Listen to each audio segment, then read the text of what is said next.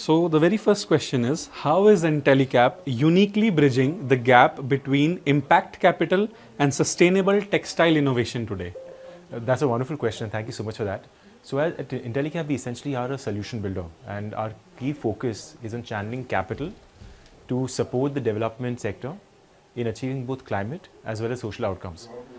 The way we are able to bridge the entire gap between capital and solutions is the fact that because of our wide network of different philanthropic partners, solution providers, donors, we understand very clearly what is the right kind of capital that caters to the needs of a specific innovator solution provider. So in some cases, if there is a grant required to actually pilot a solution or create capacities for an innovator, we know the right kind of partner to go for that.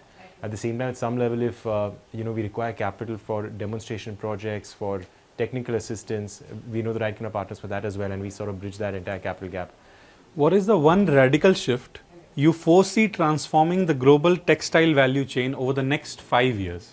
So I actually see two radical shifts happening in that place. Number one is I see textile-to-textile recycling coming in. I think that's very important because today, while we have mechanical recycling, but ultimately that really is going to be the holy grail where blended textile waste can be recycled, and once that becomes economically viable, the entire problem of waste to landfill is going to be solved. Secondly, I'm also seeing, and something which has come out very strongly in this entire Bharat Tex also, is I've heard buzzwords like green financing, cluster-based financing, PM Mitra parks, but I do feel this entire cluster-based model, which is getting a lot of impetus and a lot of momentum, and there's going to be a lot of shared infrastructure that is going to come in, which is actually going to de-risk a lot of SMEs who cater to global brands over here to actually adopt new solutions, reduce their carbon footprint, and become globally competitive.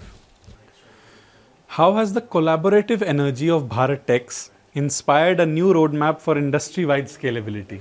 It has been wonderful. I think this Bharat Tex has only built on the momentum from last year's Bharat Tex, and what's really heartening is that you see a lot of different global brands participating here. You see a lot of different global manufacturers. You see some really nice Indian solutions. We are seeing a lot of different, we are seeing, in fact, I saw participation from most of the governments coming over here in full flow. The governments are competing against each other to get the right kind of clients, the right kind of buyers.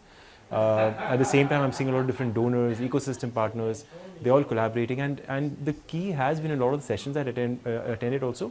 It's all about building the ecosystem, partnering together and see how we can actually create solutions that can scale. At the same time, how is it that different investors, funders can come together to help a specific region, geography grow? So it's been very, very exciting for me. Right.